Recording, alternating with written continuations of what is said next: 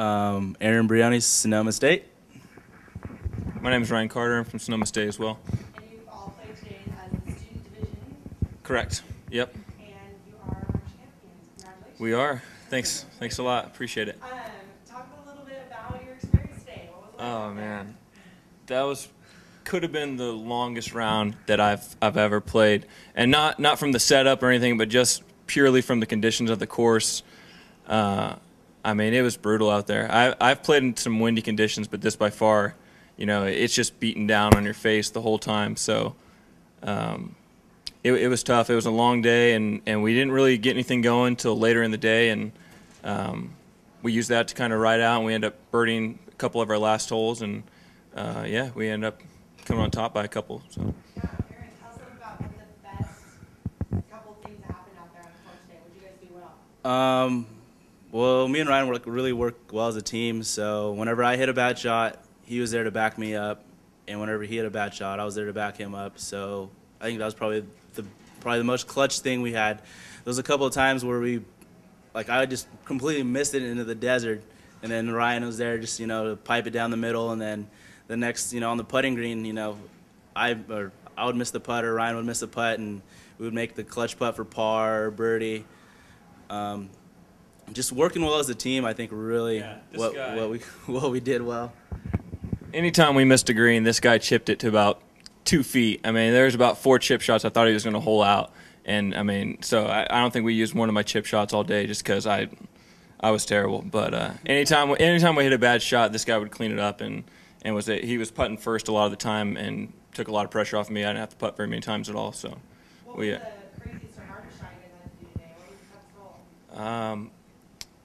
I'm not really sure about the holes. We didn't do a practice round or anything, and we started on 16, so I'm not really sure what numbers, but there was a 220-yard par 3, not the island green, but there's another one over water, and just playing straight downwind, and the pin was in a tough location, and that for me was the hardest hole, because in order to hit it close, you really had to cut off a lot of the water, and I had a great shot and ended up going over the green, and this guy chipped it to about 2 inches and tapped it in, and that kind of kept the momentum going. So. What was your version of the event as a whole? You came out here, no one even knew you were the lead the entire time. Yeah, I mean, we didn't know anything. This was kind of a last-minute event for us. This guy goes to the gym, I don't know, 2-3 times a day usually, and saw something about Las Vegas on a poster in the rec center, and I was like, oh, you don't want to play in this event? It's $50 a player, and you got a chance to win Vegas. So we're like, yeah, well, try it out. And so it was just kind of a last-minute thing. We signed up with about a week to go, and had fun at the course, Foxtail in Rohnert Park. Played well out there, and next thing we know, we're on a trip to Vegas, on a flight to Vegas, and it's way more than I expected. It's a ton of great schools. I didn't know how many schools were actually going to be in the event, and big schools too, and a lot of great players. Looking through the bio, there's a ton of good players, not just your everyday 10, 12 handicaps. There's a lot of really great golfers here. So. And it really sounds like a lot of people came prepared. Came to this event preparing. And I heard some people were here like 3-4 days in advance. Trying to acclimate to the area and become accustomed to the winds and just the whole surroundings. And so I think it was really hard for me and Ryan, just to come fresh right off the plane and pretty much play. But we did it. It sounds like what you're saying is that you barely signed up for your local qualifier. You skipped your practice round. What's going to be your coming back next year? What's your strategy for next year then? What does that mean you guys did? Have a free trip to Vegas already? I mean, that wasn't. Sorry. We weren't even thinking about that. Looking at the scores from the previous years, being 2 or 3 under didn't look like I had any chance. Even with the course conditions, playing a scramble tournament, you'd think it'd be 6, 7, 8 under par.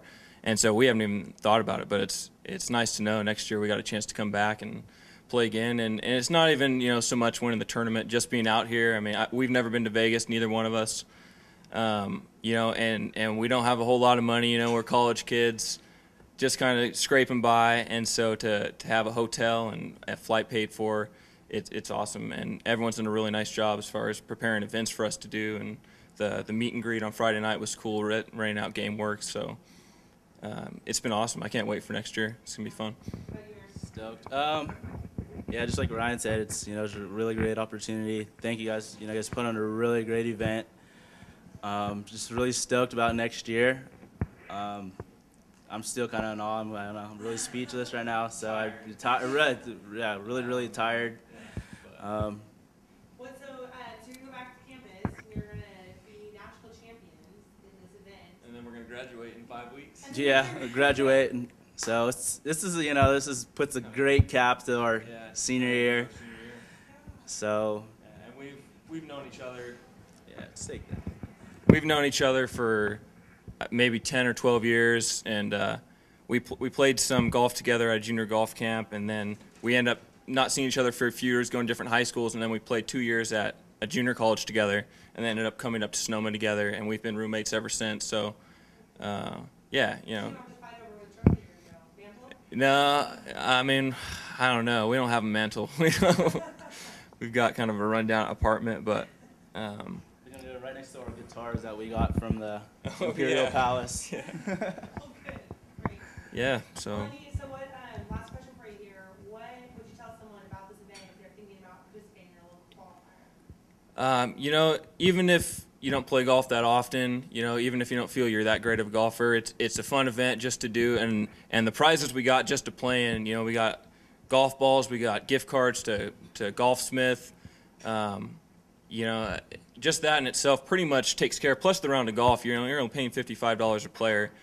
You get paid back in just the prizes you get the first time you're trying out for the qualifier, and then the chance to come for $12, $13, $14 prize is unbelievable. It's something to do, and it gets you involved with your school. If you're not into sports very much, and it's just something else to do. So.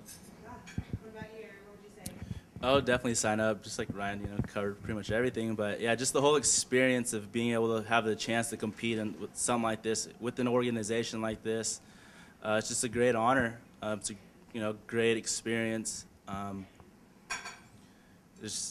I would definitely sign up.